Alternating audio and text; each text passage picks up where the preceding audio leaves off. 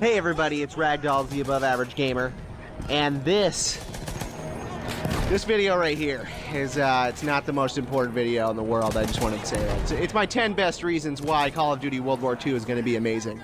Now before I get started, I just wanted to point you out. You know exactly who you are, you son of a bitch.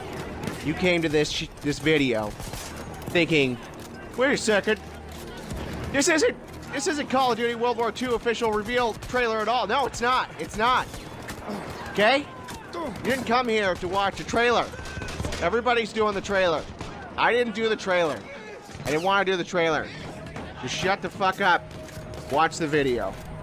So everybody, without further ado, these are my 10 best reasons why Call of Duty World War II is going to be amazing.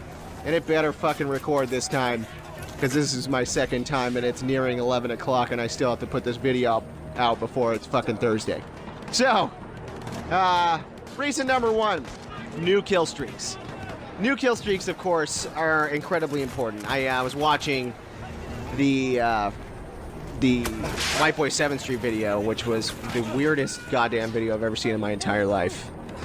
For anything, for any kind of reveal at all. And the only comprehensive thing that I really got from that, the most insightful thing I think he said, was that one of the kill streaks could possibly be when, in the reveal trailer, when the plane is strafing over the infantry on the ground and firing at them, which, I guess that would be pretty cool, honestly. But this is a big chance for them to create a more interesting style of kill streaks, which, it's not really seen. We haven't seen World War II kill streaks, really, that I can think of that were really all that amazing. If you played World at War, they were very simple. It was very much based around COD 4, which was, a great game. Very simple, but the kill streaks have become more elaborate over the years, which in some cases was a bad thing, but in like Black Ops 2 case, they had some pretty kick-ass kill streaks. Even Black Ops 1, which was my favorite of all the titles in the franchise, had my most favorite kill streaks. I mean, you get 12 kills and you get the, whatever you call that, the attack chopper, which was pretty cool, whatever the fuck it's called. You get to fly it around, launch rockets at people. So this is a different opportunity. Call of Duty is a very different game from Battlefield 1 in that sense that there are no kill streaks in Battlefield 1. There's only vehicles that you can command, but in Call of Duty, it's very arcade-based, and kill streaks are the, kind of the whole reason for playing. At least for me, the kill streaks are my favorite part, especially when you have some really quality kill streaks, and I mean quality, not like COD Ghosts. You remember Activision. You remember the mistake COD Ghosts was, and you still published it, you son of a bitch. So, reason number two, opportunity. Opportunity is like a kind of a blanket statement, but I think it's kind of a big deal when it comes to one of the 10 best reasons, because this is the first time they've really had a big opportunity, or at least taken the opportunity, to make Call of Duty great again, as White Boy 7th Street would say, and many other Call of Duty specific YouTubers would say. Call of Duty hasn't been amazing in a long time, and I'm really hoping that this game will probably bring it back a little bit.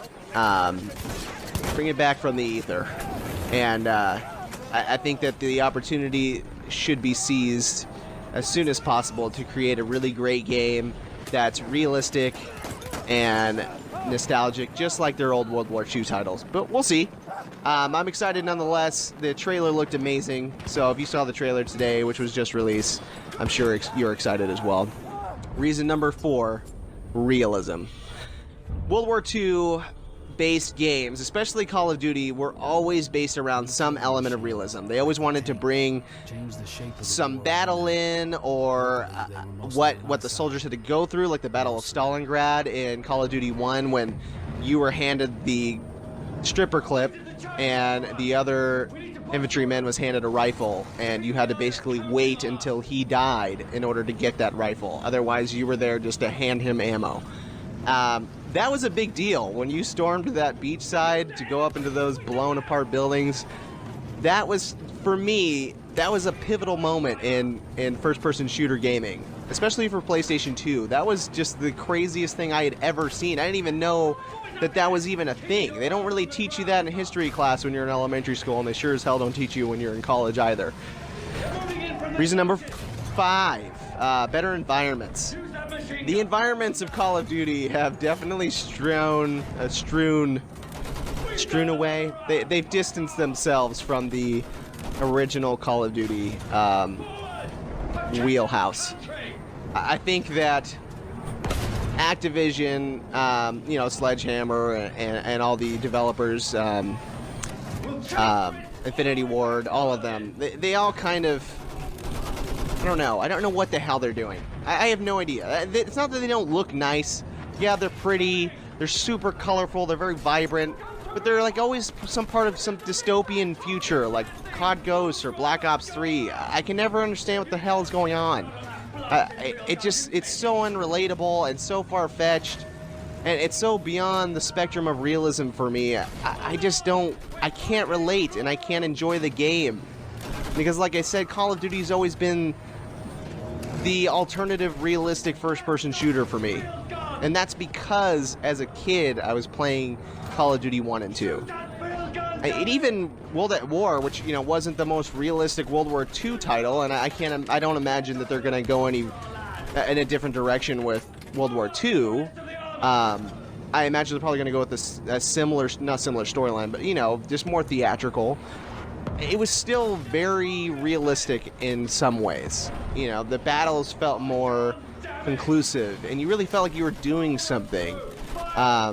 And I like that they incorporated that story partly into Black Ops 1, you know, especially with, what the hell is that guy's name? I can't even, Victor Reznov. That was pretty cool. I mean, he's kind of like the main character in the whole game. I mean, you don't play as him, but he's still a pretty important character. So, I don't know. I'm hoping the new environments are much more realistic. The trailer looked amazing, and I can't imagine that they'd stray away from that. So the environments for me are all about making an immersive title, like Battlefield 1. It's not, like I said, the greatest first-person shooter game of all time, but to me, it's one of the best. It's probably the best in my book, because I'm a stickler for realism, especially when it comes to period titles. I want as much realism as I can get. I want them to show me how bad things really were and really try to put me in that position. To me, that's the most important thing. It's the environments. And Battlefield 1 does a great job of that. And I imagine that Call of Duty making a big leap and going back to World War II might do the same thing. Reason number... what is this, 6? God damn it, it's reason number 6. Graphically more beautiful. It's graphically more beautiful. It's one of the most beautiful Call of Duty titles I think I've ever seen. Now, if you look at, by comparison, World at War, which I still play on PS3 because it's the only copy I own for that system, it's a stark comparison. Graphics back then, well, they definitely moved forward quite a bit before they went to Xbox One and PlayStation 4. But World at War was kind of at the beginning of, not so much at the beginning of 360, but kind of at the beginning for PS3. I mean, it was kind of right after COD 4, so it was at the beginning of Call of Duty really getting big.